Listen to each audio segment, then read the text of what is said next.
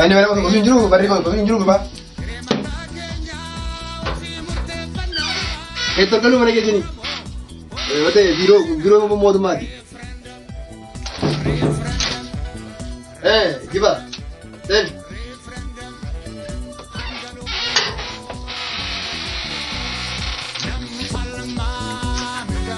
Ji, raga ini. Mari bantu raga mani mari. Dhimma gadda sibsabaa irratti dubbatan sana haala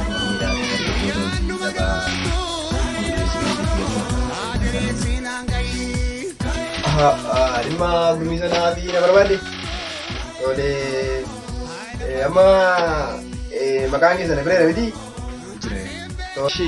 tole maqaa keessan argeera namoota wajjin gurmooftanii fi bakka dhalootaa isaanii maqaa isaanii guutuu naaf kenna. Tole maqaa isiniif hankenna bakka dhalootaa heeruun maaliif barbaachise? Kuni gurbaana dhaggeeffadhu. Caasaalee gubbaatii gadi diriirfame caasaa gubbaatiin nutti kenname akkaataa yookaan itti diriirsinu yoo hin diriirsinu ta'e qaamni nutti kenne sun nuun diriirsa.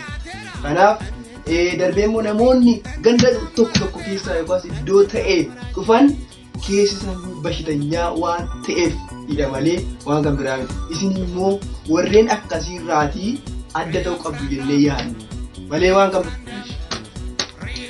Tole maqaa Oromoo jedhu nu gurmeessaa ganda akkasii keessaa hambisaa gandi akkasii immoo haa gurmaa'u ganda akkasii makiroonii ergina ganda akkasiif immoo diroonii ergina jechuun nu biratti baay'ee fudhataman qabu. Isuun ta'uudha amma gaaffiin si gaafa deebiin arginu maqaa kee hanga akaakayyuutti irratti. Maqaan koo Eebuun Bilisummaa Guuteeraa. Eebuun Bilisummaa Guuteeraa. Gosaa irraa waansa maqaa kanaan gurmooftee jechuu hin dandeessu. Gurmooftee jechuu yoo barbaade maqaa kana jijjiirachuu qabdu. Maqaan kun guguu jijjiiramaati. Tolee amma nama meeqa taatanii gurmooftanii jechuu barbaaddu? Nuti nama 5 taanee gurmaa'uu barbaanne lakkoofsi 5 Oromoo biratti iddoo guddaa qaba. Innis maal yoo jette Odaan Oromoo 5, Gadaan Oromoo 5, qubni harkaallee 5 kana fakkeenya fudhanneeti nama 5 gurmaa'uu barbaanne. Maarra yoo osoo 5 gurmeessaa irra jechuudha.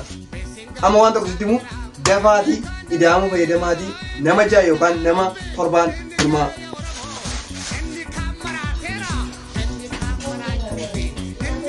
Lakkoofsi ati amma maqaa dhoofte kuni yeroo dhiyootti seeraan akka itti nama gaafachiisu paarlaamaa irratti sagalee guutuudhaan mirkaneessuuf jira. Maaliti fakkeenya tokko si kaasuun nan danda'a. Misaalee birrii abbaa 200 abbaa 100 abbaa 50 jijjiirree qarshii abbaa 5 kana wanti jijjiirreef 5 jijjiiramatti waa hin amanne.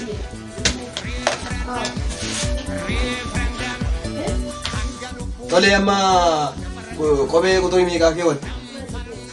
Waaqa saba garraamee kana uumte. Inni immoo maaliif barbaachise?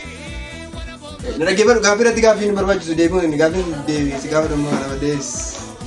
Tole kophee lakkoofsa isaa 39 ta'een fayyadamu. Yaa himmiyyee Itoophiyaa kana dhaggeeffadhu shira sirratti xaxaa jiru. Lakkoofsa 39 maal akka ta'e beektaa? Lakkoofsa 39 kana seera biichaa keessaa yookaan seera biichaa keessaa haqnee baasuuf guyyoota muraasatu nu hafata. Amma immoo kophee lakkoofsa akkasii qabu kaawwatanii turtanii haanni keessan ejjete hundumaatti keeta 39 barreessaa deemtanii uummata duukaa baasuuf deemtu. Kana irraa gurbaa kanatti. Kophee lakkoofsa 39 dachee Oromiyaa irra deemne chaappeessine. Kana keessaa obbolli lakkoofsa 5 iddoo guddaa qabna nuti. Lakkoofsa 5 lakkoofsa 39 Oromoof Oromiyaa alagaa jalaa bilisa ni baamu. Mayaabde.